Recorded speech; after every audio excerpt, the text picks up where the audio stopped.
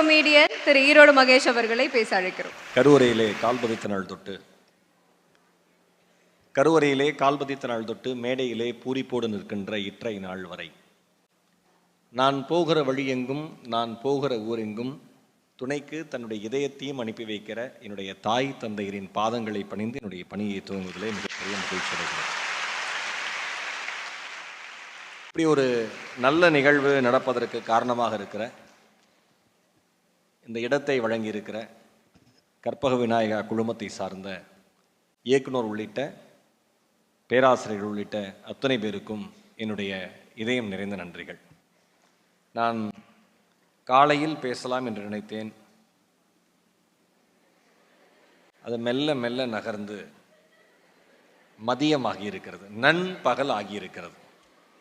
பரவாயில்ல, எப்போ பேசினாலும் நம்ம தங்கச்சிட்ட பேசுகிறோங்கிற ஒரு சந்தோஷத்தை விட வாழ்க்கையில் வேறு என்ன வேணும்? ரைட், எல்லாருமே இருக்காங்க, நல்லா பேசிடுவோம். முதல்ல என்னை சைபர் கிரைம் சம்மந்தமாக பேசுங்க அப்படின்னாங்க. நான் உட்காந்து எல்லாம் எனக்கு தெரிஞ்ச சப் இன்ஸ்பெக்டர் ஒருத்தர் சைபர் கிரைமில் இருக்கார், இப்போ லா அண்ட் ஆர்டர் இன்ஸ்பெக்டராக இருக்கார், பாலசுப்ரமணியம் சார்னு. அவருக்கு அடிச்சு எல்லாம் சைபர் கிரைமில் என்னென்ன நடக்குதுன்னு கேட்டால் இங்கே சைபர் கிரைம் பற்றி பேசுறதுக்குன்னே 2 போலீஸ் ஆஃபீஸர் போச்சா, பேப்பரை கிழிச்சு போட்டேன். அடுத்து உமன் எம்பவர்மெண்ட் பற்றி பேசுங்கன்னா அக்கா ஷர்மிளா அக்கா உளவியல் ரீதியாகவும் சொல்லி உமன் எம்பவர்மெண்ட்டும் சொன்னாங்க. அடுத்த பேப்பரை கிழிச்சு போட்டேன். டைரக்டர் மேம் அவங்க அழகாக பஞ்ச தந்திரங்கள் வாழ்க்கைக்கு அழகாக சொல்லி கொடுத்துட்டு போயிட்டாங்க. இவர் ஏதாவது சரி ப்ரொஃபஷனலாக ஏதாவது நீங்கள் ஜெயிக்கிறதுக்கு 2 வார்த்தை பேசலான்னா தலைவர் அவர் அச்சை பிடிச்சி இன்ஜினியரிங்லாம் அப்படி இப்படின்னு போட்டு தாக்கி வெளுத்து எல்லா பேப்பரும் நான் உள்ளே போயிட்டேன்னு சட்டை கிழிச்சிடலாம்னு நினச்சேன் நான். ஏன்னா எல்லா பேப்பரும் கிழிச்சுட்டேன், இனிமேல் என்ன கிழிக்கிறதுக்கு ஒன்றும் இல்லை அப்படின்னு. அந்த அளவுக்கு எல்லாம் பேசுனதுக்கு அப்புறமும் சில வார்த்தைகள் இன்னும் மனசில் இருக்கு. ஏன்னா இதயம் முழுக்க அன்பால் நிறைந்திருப்பதால் என்னுடைய சமுதாயத்திற்கு பேசுவதற்கு, இளைஞர் சமுதாயத்திற்கு பேசுவதற்கு இன்னும் வார்த்தைகள் பத்திரமாக நான் வைத்திருக்கிறேன். ஒரு சின்ன விஷயம், இங்கே இருக்கிற எல்லாம் 9th 10th 12th ஆச்செல்லாம் எவ்வளோ, என்ன ஸ்டாண்டர்ட்? 11th 12th. இந்த குழந்தைங்க கோரஸா பேசுறதே ஒரு அழகு தான். ஜனகணமன பாடுறதுலேருந்து தேசிய கீதம் ஜெயஹோனா எல்லாம் சேர்ந்துருவான். இந்த மாதிரி பரவாயில்ல. 12th எல்லாருமே 12th அப்புறம் முதலே கேட்டனா இல்லையா, ஒன்றொன்னா சொல்லிக்கிட்டு இருக்கீங்க. 10th 11th 12th 10th இருக்கீங்களாம்மா? சரி, அப்போ 11th 12th மட்டும்தான். அப்புறம் நம்ம காலேஜ் ஸ்டூடெண்ட்ஸ்லாம் இருக்காங்க. சில பொண்ணுங்களாம் இன்னும் மாஸ்கை போட்டு அது ஃபாலோ பண்ணுறாங்க. கொரோனா அவன் மூக்கில் தூவி விட்டாலும் உள்ளே போவாது. இல்லை இருக்கு, அப்படி இருக்குன்னு சொல்லலாம். நான் யாருக்காக நான் இங்கே பாரு ஒரே ஒரு விஷயம் சொல்கிறேன். டைரக்டர் மேடம் சொன்ன மாதிரி, ஷர்மிளா அக்கா சொன்ன மாதிரி, எல்லாரும் பேசுகிற மாதிரி நீங்களாக இருப்பது மட்டும்தான் வாழ்க்கையில் அழகு. நீங்கள் யார் மாதிரியும் மாற வேண்டிய கட்டாயம் இல்லை. புரியுதா? நீங்களா இருங்க எப்பயுமே, அது ரொம்ப முக்கியம். எம்பவர்மெண்ட் அப்படிங்கிறத நான் எப்படி பார்க்குறேன், பெண்களை அதிகாரப்படுத்துதல், அதிகார மையத்திற்கு கொண்டு வருதல், பெண்களுக்கு தேவையான சுதந்திரத்தை தருதல், பெண்களை வளர்ச்சி பாதைக்கு நோக்கி அழைத்து செல்லுதல், இதெல்லாம் தாண்டி நான் உமன் எம்பவர்மெண்ட் எப்படி பார்க்குறேன் அப்படின்னா, நீ நினைத்த வாழ்க்கையை உன்னால் சுதந்திரமாக வாழ முடியும் என்றால், நீ நினைத்த வாழ்க்கை என்பது அடுத்தவர்களுக்கு பாதிப்பில்லாமல் உன்னுடைய இலக்கை நோக்கிய பயணத்தை உன்னால் முன்னெடுத்து செல்லும் என்றால் அதுதான் உமன் எம்பவர்மெண்ட் என்னை பொறுத்த வரைக்கும். அது என்ன பண்ணணும்? படிக்கணும். கரெக்டா? அக்கா சொன்னாங்க படிக்காதவங்க உதாரணம் சொல்லுவாங்க, நம்பாதீங்க. ரைட், அவங்கெல்லாம் இருக்காங்க. அவங்க படிக்காத அத்தனை பேருமே படித்தவங்க படிக்க வைக்கிறதுக்கு தான் முயற்சி பண்ணாங்க. அதனால் படிப்பு மட்டும்தான் ஒரு தலைமுறையோட. எங்கே போகிற பாப்பா, இங்கே 2 ரெட்டை சரையும் எங்கே கிளம்பி போகிற? சீக்கிரம் போயிட்டு டக்குன்னு போ, நான் வேற ஒன்று பிடிச்சி வச்சுக்க, கிளம்பு போ, டக்குன்னு போ, நீ போ. எப்பல நடுவில் உட்காந்துட்டே நீ எஞ்சி போயிட்டு வந்துடுறா தங்க போ. பாவம், நான் பாட்டு ஒன்று இடம் மாதிரி உட்காந்தியா? அட பாவி மக்கா, பார்த்தீங்களா இடமா? நான் இங்கேயே கிளம்பி வெளில போகிறேன்னு நினச்சேன் நான். அதான் நான் வாத்தியார் வேலை பார்த்துருக்கேன். அதனால் யாரையும் எந்திரிச்செல்லாம் போக விட மாட்டேன். மற்றவங்களாம் பேசுகிறப்பெல்லாம் எஞ்சி போனீங்களா அப்படிலாம் போகக்கூடாது. ஓகே, அப்புறம் இறங்கி தலையிலே கொட்டுவேன். ஆமாம், அதனால் படிப்பு அப்படிங்கிறது ரொம்ப ரொம்ப முக்கியமான ஒரு விஷயம். நீங்கள் எல்லாருமே புத்திசாலியான குழந்தைங்க தான், நல்லா படிக்க போகிறீங்க, அது ஒன்றும் பெரிய ஆச்சரியம் இல்லை. என்ன வந்து மார்க்ஸ் டிஃப்ரென்ஸ் இருக்கும், அவ்வளோதானே. நம்ம யாரும் முட்டை மார்க் எடுக்கிற அளவுக்கு முட்டாள் கிடையாதுல்ல, கரெக்டு தானேப்பா? கொஞ்சம் வித்தியாசம் இருக்கும், மதிப்பெண்களில் கொஞ்சம் வித்தியாசம் இருக்கும், அவ்வளோதானே. மதிப்பெண்களில் வித்தியாசம் வர்றது இயல்பு. ஏன்னா எல்லாருமே ஒரு ஒரு ஒரு ஒரு எக்ஸாம் வந்து 1,00,000 பேர் எழுதுறாங்கன்னா 1,00,000 பேர் ஸ்டேட் ஃபர்ஸ்ட்ங்கிறது சாத்தியமில்லாத ஒரு விஷயம். யாரோ ஒருத்தர் தான் ஸ்டேட் ஃபர்ஸ்ட்டாக வர போகிறாங்க, பரவாயில்ல, மகிழ்ச்சி, நம்ம வாழ்த்துவோம். ஆனால் எல்லாரும் வாழ்க்கையில் ஒரு இடத்துக்கு வர போறீங்க, கரெக்டா? எல்லாரும் முதல் இடத்துக்கு வர போறது இல்லை, ஆனால் எல்லாரும் வாழ்க்கையில் ஒரு இடத்த பிடிக்க போறீங்க, சரியா? அந்த இடத்துக்காக தான் ஓடுறோம், கரெக்டு தானேமா? நான் சொல்றது புரியுதா தெளிவா? ஒரே ஒரு விஷயம் சொல்றேன், மதிப்பெண்கள் ஒருபோதும் உங்கள் வாழ்க்கையினுடைய நிலைப்பாடை நிர்ணயிக்காது. மதிப்பெண்கள் ஒருபோதும் உங்கள் வாழ்க்கையினுடைய நிலைப்பாட்டை நிர்ணயிக்காது. மகேசன் சொல்லிட்டாரு மார்க் முக்கியம் இல்லைன்னு போய் வீட்டில் சொன்னேன்னா உங்க அம்மா அப்பா தேடி வந்து நடிப்பாங்க. நான் அந்த அர்த்தத்தில் சொல்லலை. ஏதாவது மார்க் குறைஞ்சிருச்சு, நீட்டு நீ ஒரு தடவை இல்லை 2வது தடவை கூட நீ அட்டம் பண்ற, உன்னால் நீட்டில் நீ நினைச்ச மாதிரி ஸ்கோர் பண்ண முடியல, நீ நினைச்ச மாதிரி சீட் கிடைக்கல, இன்ஜினியரிங் காலேஜில் கிடைக்கல, இல்லை நான் நல்லா தான் படித்தேன், நான் நல்லா தான் சார் படித்தேன், ஆனால் நினைச்ச மாதிரி மார்க் வரல, தப்பே கிடையாது. நீ மீண்டும் மீண்டும் வாழ்வதற்கு நிறைய வாய்ப்புகள் வாழ்க்கையில் இருக்கிறது, ஓகேவா? ஒன்று சொல்லவா? அக்கா தற்கொலை பற்றிலாம் சொன்னாங்களே, தற்கொலை பண்ணிக்கிறதுக்கு தைரியம் தேவையே இல்லை. இப்படி பண்ணிக்கலாம். ரோட்டில் நடந்து போகிற 3 அடி கேப்பில் ஒரு பஸ்ஸு போகுது, வெளில போனால், நம்ம இன்ஸ்டியூஷன் வெளில போனால் 3 அடி கேப்பில் என்ன போகுது? பஸ்ஸு போகுது, லாரி போகுது, 2 வீலர் போகுது. சாகணும்னு நினச்சிட்டா என்ன பண்ணலாம்?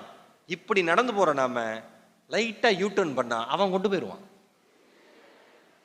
பெரிய சிரமமே கிடையாது.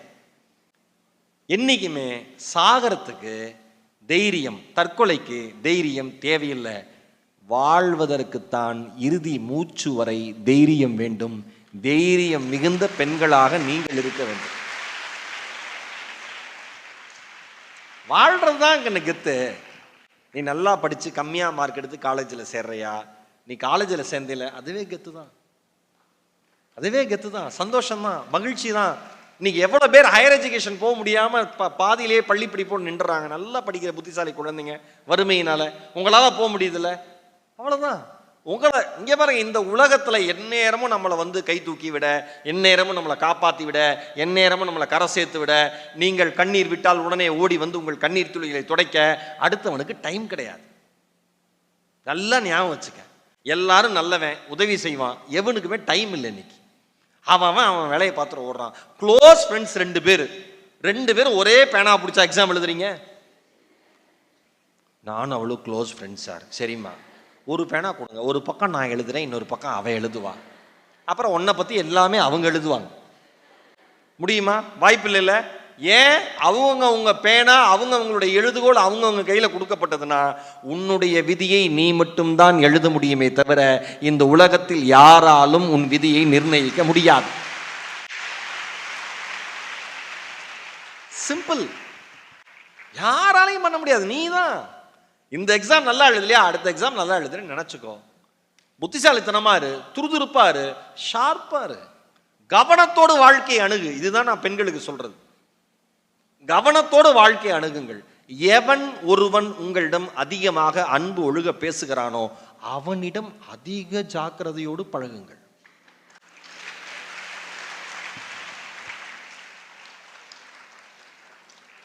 உன்னை ரட்சிக்க வந்தவன் நான் என்று அவன் சொல்வான். சிக்கலுக்கு உள்ளாக்க வந்தவனே அவன்தான். தினமும் 3 முறை 4 முறை நான் சாப்பிட்டேன்னு ஒருத்தன் கேட்கறானா, என்ன வேலை பண்ணுவான் அவன்? வேலை ஏதாவது இருக்குமா அவனுக்கு? நீ அதை யோசிச்சிருக்கியா? நான் எல்லா மேடையிலையும் சொல்றேன், பெண்கள் குழந்தைங்க இருக்கிற மேடைக்கெல்லாம் போறப்பெல்லாம் சொல்றேன் நான், அவன் என்ன அப்படி டேக் கேர் பண்றான். ஏன் உழைச்சி சம்பாதிச்சு கொடுத்தானா? அவனே அவன் வீட்டில் பிச்சை எடுக்கிறான். உன்னை எப்படி அவன் காப்பாற்ற முடியும்? அவன் காஸ்ட்லியான பைக்கில் வராண்டி, உண்மைதான், அது அவன் காசு இல்லையே. பெட்ரோலுக்கு பைக்கு போடுற பெட்ரோல் கூட அவங்க அம்மா அப்பா காசு. அதெல்லாம் நமக்கு புரியறதே இல்லை. இல்லை சே, அவங்க கூட உட்காந்து பைக்கில் போயிட்டா பப்பரக்கான ஒரு இடத்துல உளுந்து கிடப்பேன். ஒன்று சொல்லவா, உன் அப்பா மிதிவண்டி, உன் அப்பா சைக்கிளில் போறாரு, பழ வியாபாரம் செய்யறாரு, ஓகேவா? 6 மணி நேரம் 8 மணி நேரம் தெரு தெருவா ஒவ்வொரு வீதியின் நடுவே நகர்ந்து சென்று அந்த மனிதன் வெயில் மழை எல்லாம் பாராமல் வியர்வை சிந்தி அவன் உடல்நல குறைவில் குன்றி பழங்களை விற்று பாதிக்கப்பட்டு அதன் மூலமாக கிடைக்கிற பணத்தில் உன்னை படிக்க வைக்கிறான். அவன்தான் உன்னுடைய ஹீரோ. அந்த மனிதன் தான் உன்னுடைய ஹீரோ. 10 வீட்டில் எச்ச பாத்திரம் கழுவி 10 வீட்டை சுத்தம் பண்ணி வீட்டிலுடைய கழிவறைகளை சுத்தம் செய்து என் மகள் வாழ்க்கை அழுக்காக மாறக்கூடாது என்பதற்காக உன் தாய் அடுத்த வீட்டு கழிப்பறை சுத்தம் செய்கிறாளே, அவள் தான் உன்னோட ஹீரோயின். வேற யாரும் உனக்கு ஹீரோ ஹீரோயின் இல்ல. நீ யாரை பார்த்தும் அதிசயிக்க வேண்டிய அவசியம் இல்லை. நீ வாழ்க்கையில ஜெயிக்கணும்னா ஒரு குவாலிட்டியை ஃபாலோ பண்ணு சொல்லுங்களா. ஒரே ஒரு குவாலிட்டியை ஃபாலோ பண்ணுங்க. யாரை பார்த்தும் அதிசயிச்சிடாதீங்க. இப்ப மேடம் உட்காந்துருக்காங்களா, கம்பீரமா காவல் அந்த காவல்துறையை சீருடையோட அவங்கள பார்க்கறதுக்கு அப்படி இருக்கு. எப்படி இருக்கு? இவங்கள பார்த்து இம்ப்ரெஸ் ஆகுங்க. உண்மையிலே சந்தோஷமா இருக்கு மேடம். இப்படிதான் வரணும். ஐஏஎஸ் வரணும், ஐபிஎஸ் வரணும், ஐடில பெரிய ஆளு அப்படி வரணும் சொல்லலாம். இப்படி இருக்கிற ட்ரெஸ்ஸை பார்த்து நீங்க சந்தோஷப்படுங்க. அவன் ரொம்ப ஸ்மார்ட்டா ட்ரெஸ் பண்றான். மென்டலா அவன் என்ன கேட்கிறேன் நான். தோச்சு தர்றது துவைக்க கூட மாட்டாமா அவன் ட்ரெஸ். அக்கா ஓ அவன் அம்மா தோச்சு தராங்கடா சொல்லலாம். இல்லைன்னா ஒரு வாஷிங் மிஷின்ல சுத்தின்னு இருக்கும் உள்ள. நீ அவனை பார்த்து இம்ப்ரெஸ் ஆகாத. அவன் ஹேர் ஸ்டைல் நல்லா இருக்கு, 40 வருஷம் கழிச்சு பாரு எப்படி இருப்பான்னு பாரு. நீ அதிசயமாக பார்க்கிற எதுவும் அதிசயம் அல்ல. நல்லா புரிஞ்சுக்கோ. உன்னோட ஃபேஸ்புக் அக்கௌண்ட்ல சொல்றாங்களே மறுபடியும் 2 சார் வந்து சொன்னாரு சைபர் கிரைம் பத்தி பேசுறப்ப. என்ன சொன்னாங்க? ஏங்க உங்க ப்ரொஃபைல் பிக்சர் போடாதீங்க, யாரும் போடாம இருக்கவே மாட்டேங்க. நான் சார் நான் எழுதி தரேன் சார். நம்ம கத்தினே இருக்கணும். ஆனா 4 பேரா மாறுவாங்க சார். இவர்கள் நம்பிக்கை என்ன தெரியுமா? இங்க உட்கார்ந்து இருக்கிற 1000 பேர்ல 1000 பேரும் மாறுவாங்க நம்பிக்கை இல்லை.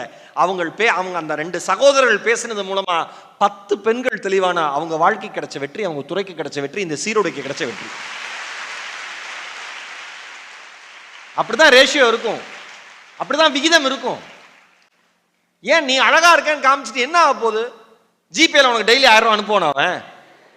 உன் ப்ரொஃபைல் பிக்சர் நல்லா இருக்கு, இந்த ஜிபேல 1000 ரூபாய் டைம். அவன் பேசி ஒன்றை காசு வாங்க போறான் கடைசியா. Emergency, what emergency, need 50 rupees, 50 ரூபா கூட இல்லாத பையல லவ் பண்ணி என்ன பண்ண போற?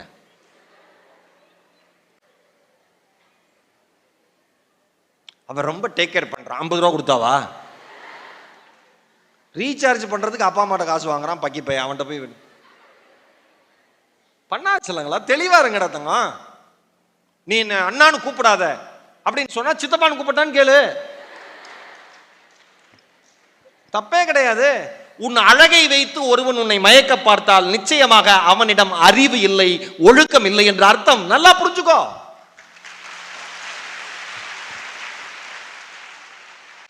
ஐயோ என் குழந்தை அழகு, என் குழந்தை அழகுன்னு கொஞ்சத்துக்கு உங்க அம்மா அப்பா இருக்காங்க. அவங்கள விட யாரும் உலகத்துல உனக்கு கொஞ்சவே முடியாது. ஞாபகம் வச்சுக்க சொல்லும். யாராலும் ஏற்றுக்கொள்ள முடியாத ஆனால் எல்லோரும் ஏற்றுக்கொள்ள வேண்டிய ஒரு உண்மையை சொல்லவா? யாராலும் ஏற்றுக்கொள்ள முடியாத ஆனால் எல்லோரும் ஏற்றுக்கொள்ள வேண்டிய ஒரு உண்மையை சொல்றேன். ஏன் இந்த உலகத்தில் தாய் அதிகமாக போற்றப்படுகிறாள்? ஏன் இந்த உலகத்தில் தாய் என்பவள் அதிகமாக போற்றப்படுகிறாள்? நல்லா யோசிச்சு பாருங்க. நீங்க வளர்ந்துட்டீங்க, சாப்பிட போறீங்க ஒரு ஹோட்டலுக்கு, பக்கத்துல கை குழந்தையோட ஒரு அம்மா உட்காந்துருக்கு. ஒரு 2 வயசு 3 வயசு 4 வயசு குழந்தையோட ஒரு அம்மா உட்காந்துருக்கு. அந்த பையனும் அந்த பொண்ணும் அந்த குழந்தை சொல்லும், அம்மா அர்ஜென்ட்டா டாய்லெட் வருது. அந்த அம்மா என்ன பண்ணுவா? அப்பதான் தோசை ஆர்டர் பண்ணி இலையில வச்சிருப்பாங்க. அந்த அம்மா அப்படியே எந்திரிக்கும், வாடாச்சலம் டாய்லெட் கூட்டு போகும். டாய்லெட் பண்ணோன்னே அந்த குழந்தையை சுத்தப்படுத்துவா, கையை கழுவுவா, மறுபடியும் வந்து தோசையை சாப்பிடுவா. இதை விட ஒரு உயிர் இந்த உலகத்தில் இறைவனால் படைக்கப்படவே இல்லை.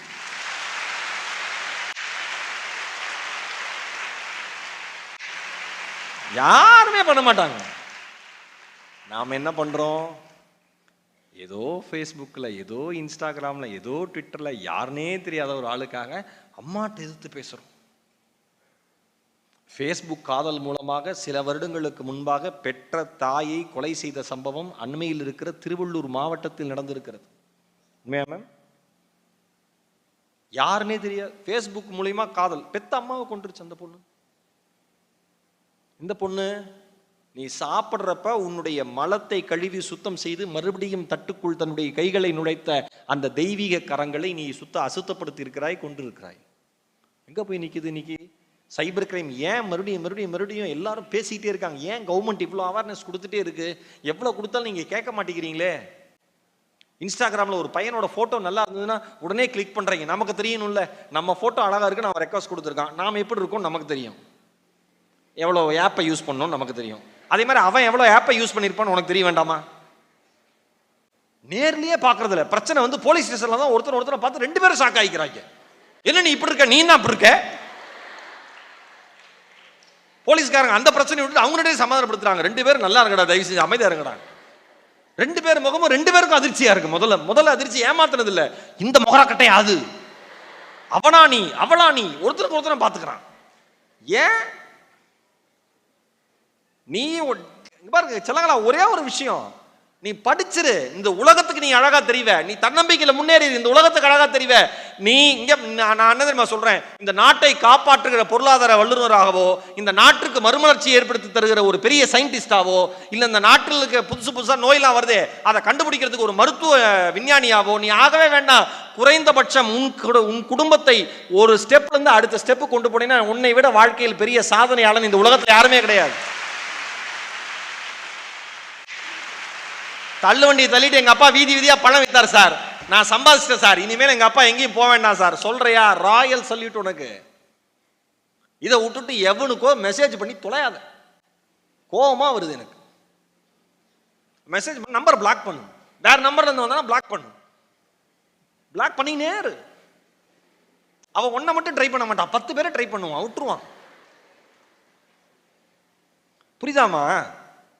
அவன் பஸ் ஸ்டாண்டில் நிற்கிற ஒரு பேசஞ்சர் மாதிரிமா, ஒரு பஸ்ஸில் ஏற போவான், இடம் இல்லைன்னா அடுத்த பஸ்ஸில் ஏறுவான், அடுத்த பஸ்ஸில் எந்த பஸ்ஸில் இடம் கிடைக்கிறதோ ஏறிட்டே இருப்பான், அது வரைக்கும் ஏறதுக்கு ட்ரை பண்ணிட்டே இருப்பான். நீயே போய் மாட்டிக்காத, கவனமா இரு. நம்ம ப்ரொஃபைல் பிக்சரை போட்டு அதன் மூலியமா ஒருத்தன் பேசணும் அவசியமே இல்லையே. யார்கிட்ட நாம ஒன்று சொல்றேன், இந்த உலகம் முழுவதும் உங்களிடம் பேச வேண்டும் என்று நினைப்பதால் தான் உங்கள்கிட்ட பிரச்சனை வருது. கரெக்டா சொல்லும். இந்த உலகத்தில் இருக்கிற எல்லாரும் என்னை பார்க்கணும், என்கிட்ட பேசணும் அப்படின்னு ஆசைப்படுறீங்க, அதனால பிரச்சனை வருது. யார் உன்னிடம் பேச வேண்டும் என்பதை நீ முடிவு செய், பிரச்சனையே வராது. யார் உன்னிடம் பேச வேண்டும் என்பதை நீ முடிவு செய், பிரச்சனையே வராது. யாருன்னு தெரிஞ்சுக்கோ. இன்னைக்கு வந்து மேடம் இருக்காங்க, கேட்டு பாருங்க. பெண்களுக்கு இழைக்கப்படுகிற பாலியல் ரீதியான துன்புறுத்தல்கள் அத்தனையுமே மிக மிக குறைந்த, அதாவது 95% மேல அவர்களுக்கு தெரிந்த மனிதர்கள் மூலமாகவே நிகழ்த்தப்படுகிறது. ஒரு வருஷம் அப்படியே சாட் பண்ணிட்டே இருப்பேன் ஃபேஸ்புக்லயே. 9வது படிக்கிற பொண்ணு ஓடி போச்சு திருப்பூர்ல. 9th ஸ்டாண்டர்ட் படிக்கிற குழந்தை, என்ன தெரியும் தெரியல, பாவம். அப்படி பேசி பேசி பேசி மயக்கிறது தேவையே இல்லையே கண்ணா. நீங்க நல்லா சந்தோஷமா பேசுறதுக்கு 2 பேர் அம்மா அப்பா கூட பிறந்தவங்க, நல்ல 4 ஃப்ரெண்ட்ஸ் போதும். எனக்கு 4000 பேர் ஃப்ரெண்ட்ஸ், உடம்பு சரியில்லைன்னு கால் பண்ண ஒருத்தன் எடுக்க மாட்டேங்கிறான், எதுக்குன்னு கேட்குறேன். நான் சொல்றேன் செல்லம், கொரோனா டைம் டக்குன்னு முடிச்சேன், ஏற்கனவே ரொம்ப டைம் ஆயிடுச்சு. கொரோனா வந்துருச்சு. உன் ஃப்ரெண்ட்ஸுக்கு கால் பண்ணி, கொரோனா வந்துருச்சுடி, ஐயோ ஜாக்கிரதையா இருடி அப்படி சொல்லுவாளா? நானும் வந்து உங்களுடைய இருக்கண்டி. யாரும் எதமா சொல்லுவாங்க? ஜாக்கிரதையாருன்னு சொல்லுவாங்களாமா?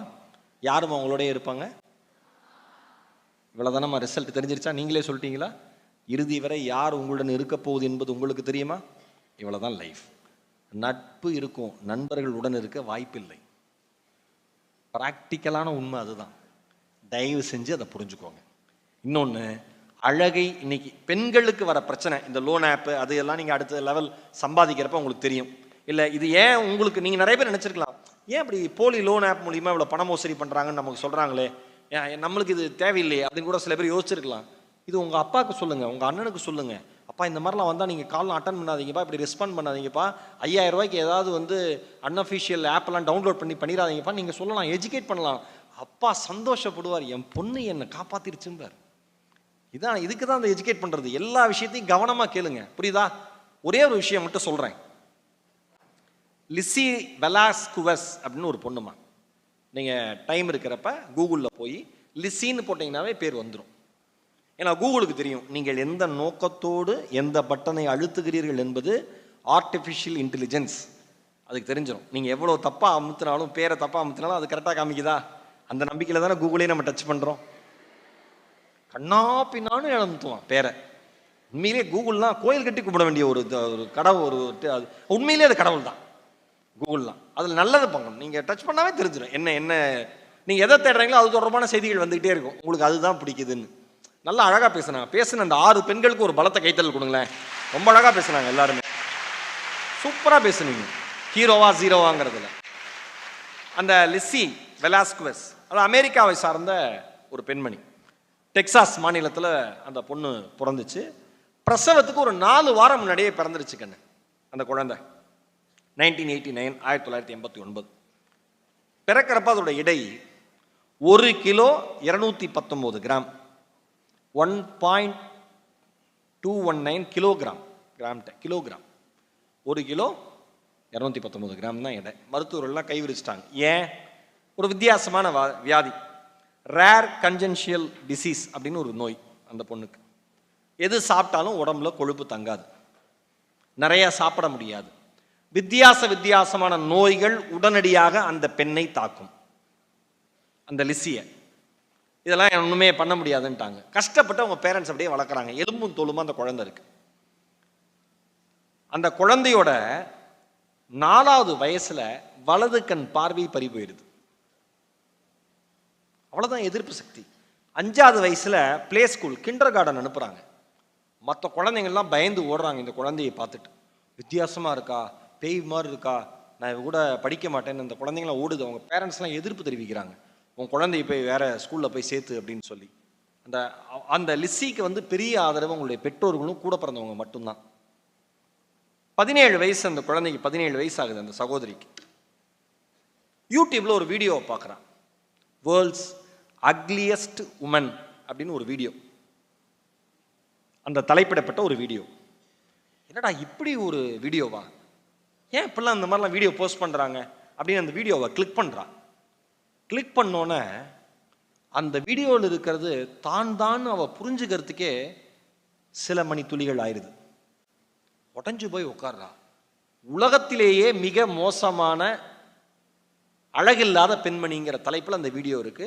போட்ட சில நிமிடங்களில் 50 லட்சம் பார்வையாளர்களுக்கு மேலே அதை பார்த்துடுறாங்க. லிஸ்ஸி மனமுடைந்து போகிறாள். கீழே கமெண்ட்ஸுக்கு போறா.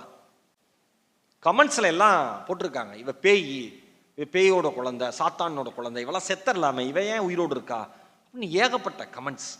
லிஸ்ஸி ஒன்னொன்னா படிச்சு படிச்சு படிச்சு படிச்சு பார்த்து மனசு உடஞ்சு போய் சோகமா உட்காந்துருக்கா. அந்த கமெண்ட்ஸ்க்கு நடுவில் ஒரே ஒரு கமெண்ட்ஸ் ஒருத்தர் போட்டிருக்காரு, தயவு செய்து அந்த சிறுமியை விட்டு விடுங்கள், தயவு செய்து அந்த சிறுமியை விட்டு விடுங்கள், அவள் வாழ்க்கையில் என்ன நடந்தது என்று தெரியாமல் அவளுக்கான சாபத்தை நீங்கள் வழங்காதீர்கள்னு போட்டிருக்கார். ஒரே ஒருத்தர் மட்டும். லிஸ்ஸி அதை படித்தோன்னு கொஞ்சம் கம்பீரமாக நிமிர்ந்து உட்கார்றா. டப்புன்னு ஃபோனை கீழே வைக்கிறா. கண்ணாடி முன்னாடி போய் நிற்கிறா. லிஸ்ஸிக்கே பிடிச்ச விஷயம் என்ன?